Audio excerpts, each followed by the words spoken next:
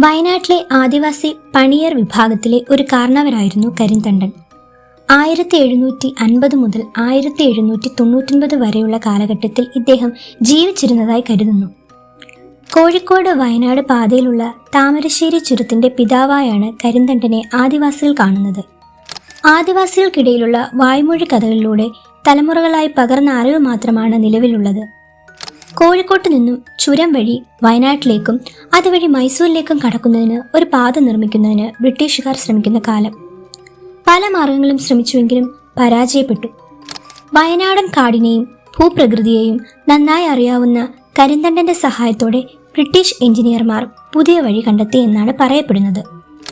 ഒരു പ്രബല സാമ്രാജ്യത്തിന് കേവലനായ ഒരു ആദിവാസിയുടെ സഹായം തേടേണ്ടി വന്നു എന്ന നാണക്കേട് മായ്ക്കാനും ഇനി ഈ വഴി മറ്റാർക്കെങ്കിലും കാട്ടിക്കെടുത്താലോ എന്ന ഭയം കൊണ്ടും കരിന്തണ്ടനെ ചതിച്ചു കൊന്നു എന്നാണ് ഐതിഹ്യം. ചതിയിൽ മരണപ്പെട്ട കരിന്തണ്ടന്റെ ആത്മാവ് അലഞ്ഞു നടന്നു എന്നും ചുരം വഴി പോകുന്ന കാളവണ്ടികളും മറ്റു വാഹനങ്ങളും അപകടത്തിൽപ്പെടുന്നുവെന്നും ഒടുവിൽ പ്രശ്നവിധിയായി അലഞ്ഞു തിരിയുന്ന ഈ ആത്മാവിനെ മെരുക്കി ഇന്ന് ചങ്ങലമരം എന്നറിയപ്പെടുന്ന ഒരു ഗംഭീരമായ ഫിക്കസ് മരത്തിൽ ഇരുമ്പ് ചങ്ങലയിൽ തളച്ചു എന്നും ആദിവാസികൾ വിശ്വസിക്കുന്നു. ഈ ആത്മാവിനെ ഇരുമ്പ് ചങ്ങല ബന്ധിച്ച ചങ്ങലമരം ലക്കടിയിൽ ഇപ്പോഴുമുണ്ട്.